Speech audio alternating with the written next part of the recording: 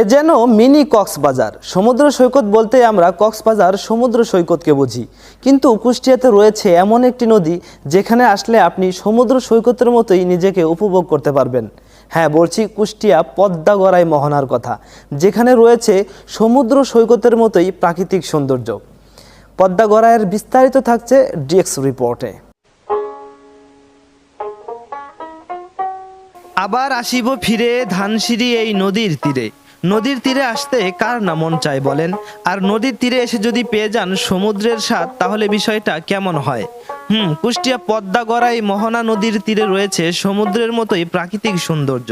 কুষ্টিয়ার হরিপুরে পদ্মা নদীর একটি শাখা মিলিত হয়েছে গড়াই নদীর তীরে। দুটি নদীর সংযোজন স্থল এখন কুষ্টিয়া পদ্মা-গড়াই মোহনা নামে বেশ বিখ্যাত। সমুদ্রের মতোই এখানে রয়েছে পানির প্রবাহমান ঢেউ ও কুলকুল শব্দ, যা মানুষের মন কেড়েছে। চোখ যত দূর যাবে নদীর ভাসমান পানিতে আপনি হারিয়ে যাবেন রূপকথার সেই গহীন গল্পে। পদ্মা-গড়াই মোহনার তীরে রয়েছে সারি সারি মন মাতানো কাশবন, যা কিনা আপনার মনকে শীতল করে তুলবে। পদ্মা-গড়াই মোহনার তীরে এখন পর্যটকদের বেশ ভিড় লক্ষ্য করা যায়। কুষ্টিয়া শহর থেকে খুব অল্প সময়ে আপনি আসতে পারবেন এই মোহনার তীরে। নদীমাতৃক আমাদের এই বাংলাদেশে উল্লেখযোগ্য নদীর মাঝে পদ্মা নদী বেশ পরিচিত। আর পদ্মা নদীর একটি উপশাখা হলো গড়াই, যা কিনা কুষ্টিয়ার মধ্য দিয়ে প্রবাহমান হয়েছে। পদ্মা নদীর স্মৃতি ও গল্পের সাথে আমাদের গ্রামীণ খেটে খাওয়া মানুষের অনেক প্রতিচ্ছবি রয়ে গেছে। আর গড়াই নদীর তীরের সাথে কবি রবীন্দ্রনাথের স্মৃতিচারণ পাঠ্যপুস্তকে প্রকৃতির ছন্দ তোলে।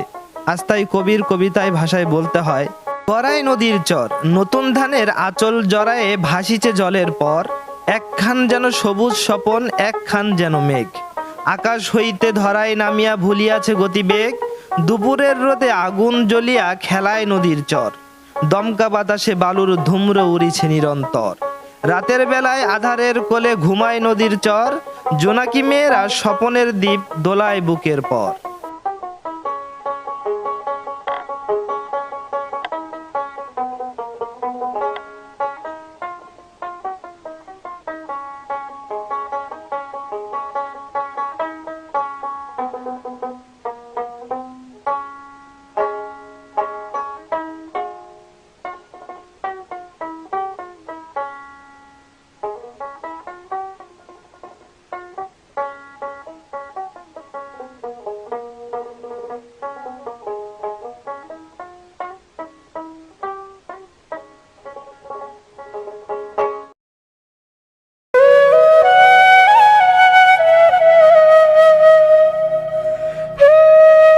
বলেই তো প্রতিনিয়ত তোমার কাছে ছুটে যাই, শুধু তোমায় ভালোবেসে আমি সিক্ত হতে চাই।